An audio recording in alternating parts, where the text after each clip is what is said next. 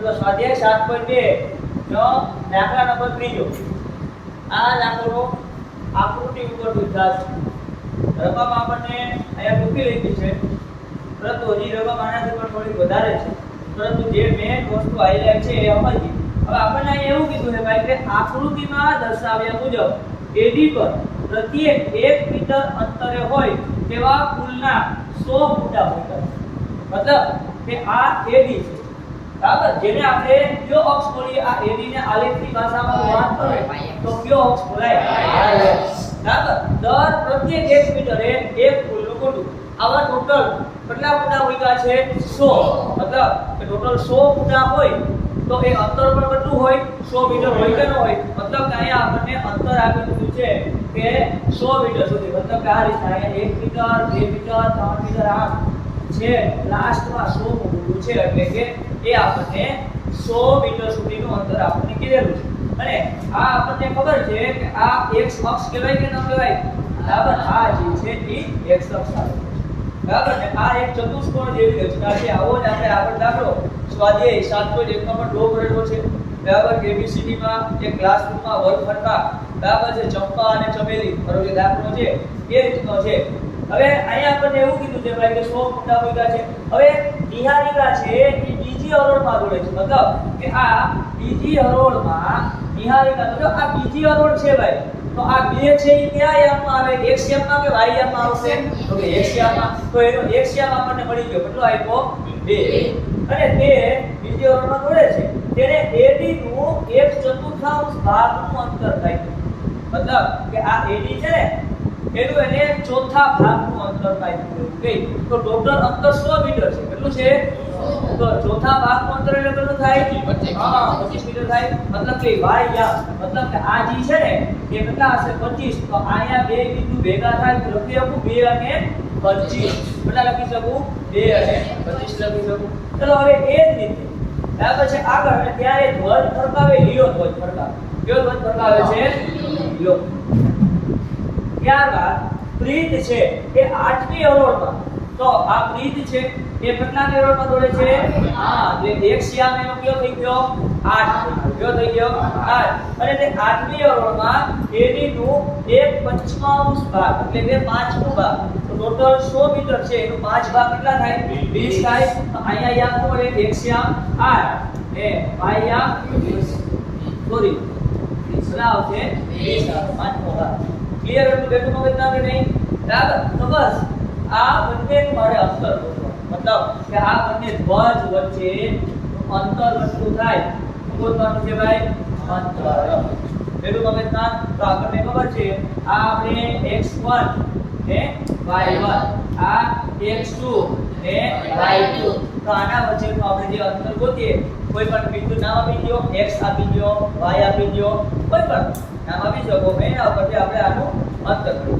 ત્યારબાદ આગળ એવું કીધું જો ભાઈ રશ્મિ આ બંને ધ્વજને જોડતા રેખાખંડના મધ્ય બિંદુ ઉપર, એટલે આ બેને જોડતા રેખાખંડના મધ્ય બિંદુ, મતલબ કે આ મધ્ય બિંદુ કહેવાય કે ન કહેવાય, તો અહીંયા બરાબર છે એક ધ્વજ ફરકાવે છે, કયો છે તો કે વાદળી ધ્વજ ફરકાવે, તે વાદળી ધ્વજ ક્યાં આવેલો હશે તો આપણે મધ્ય બિંદુના યામ ઉપરથી દાખલો થશે, મતલબ કે એક જ ખોલામાં બંનેનો ઉપયોગ કરવાનો છે, એક અંતઃસૂત્રનો ઉપયોગ કરશું અને બીજો મધ્ય બિંદુના યામ। ક્લિયર? તો આ રીતના, તો ચલો હવે પહેલી વાત છે નિહારિકાની, તો ચલો નિહારિકા કેટલા ભાગનું અંતર કાપે છે ભાઈ, નિહારિકા AD 1/4 ભાગનું અંતર કાપે ને, તો 100 ના 1/4 ભાગ એટલે કેટલો થાય 25 મીટર, કેટલું થાય 25 મીટર। હવે આપણને ખબર છે કે નિહારિકા કેટલા હરોળમાં દોડે છે ભાઈ, બીજી, તો નિહારિકાના યામ મને શું મળશે 2 અને 25 મળે। ત્યારબાદ છે પ્રીત, પ્રીત છે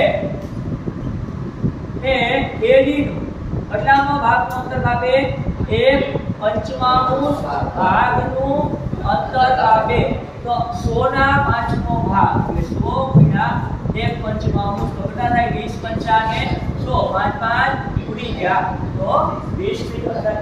તો આનો x આપણને ખબર છે કેટલો છે 8, અને આ છે 20. તો આ કોને અંતર કાઢ્યું છે? તો આ બે વજ વચ્ચેનું અંતર કેટલું થાય? તો અંતર સૂત્ર તો માની લ્યો અહીંયા આપણે આને x1 આપી દો અને y1 અને x2 અને y2. આ બે વચ્ચેના ધ્વજના અંતરને માની લ્યો કે આપણે mn નામ આપ્યું. શું આપીએ? તો ચલો mn નો વર્ગ બરાબર શું થાય? x2 x1 નો વર્ગ વત્તા y2 y1 નો વર્ગ. તો x2 કેટલા આવ્યા? 8. x1 કેટલા આવ્યા? 2 તેનો વર્ગ. ચલો y2 કેટલા આવ્યા? 20.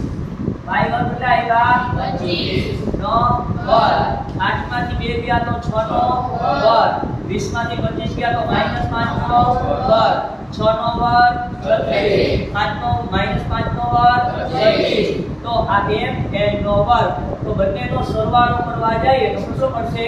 36 માં 25 નાખીએ તો કેટલા થાય? 61 કેટલો થાય? 61 અવિભાજ્ય સંખ્યા છે. તો mn બરાબર મુજબ પડશે વર્ગમૂળમાં 61. મતલબ કે આ બંને ધ્વજ વચ્ચેનું અંતર કેટલું હશે? વર્ગમૂળ 61 હશે. કેટલું હશે? વર્ગમૂળ 61 હશે. હવે ત્રીજી વસ્તુ એ હતી કે રશ્મિ છે આ બંને ધ્વજની વચ્ચે વાદળી ધ્વજ પડતા. તો એ વચમાં મધ્યમાં તો આપણે કોના યામ ગોતવા પડે? મધ્ય બિંદુના યામ. ચલો હવે આપણે ફાઇન્ડ આઉટ કરીએ મધ્ય બિંદુના યામ. તો સૂત્ર x1 x2 ના છેદમાં 2 y1 y2 ના છેદમાં 2. તો x1 છે 2 x2 છે 8 ના છેદમાં 2 y1 છે 20 y2 છે 25 ના છેદમાં 2 8 ને 2 10 10 ને 2 વડે ભાગીએ તો 5 20 ને 25 45 ને 2 વડે ભાગીએ બરાબર. તો ચલો આટલું લખો તો ચાલે કે 45 ને 2 વડે તમે ભાગો તો જવાબ કેટલો આવશે? 22.5. આ લખો તો ચાલે.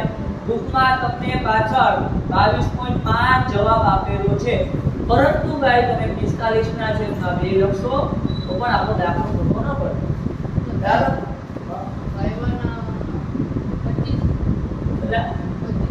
y1 25 હા કઈ વાંધો નહીં. પણ જો અહીંયા આ બંને જે સંબંધ કહેવાનો છે સરવાળાનો છે બરાબર. કદાચ તો 20 + 25 લખ તો 25 + 20 લખ બરાબર. એમાં કઈ ફેર પડે નહીં. છતાં પણ હાલો તારું માન રાખી અહીંયા 25 અહીંયા 20 તો જવાબ કેટલો આવ્યો? 45 થાય. હવે આ ખાસ માઈનસમાં યાદ રાખો બરાબર. માઈનસ વાળી વસ્તુ હોય ને આમાં ભૂલ પડે. પ્લસમાં એ બધી વાંધો ન આવે.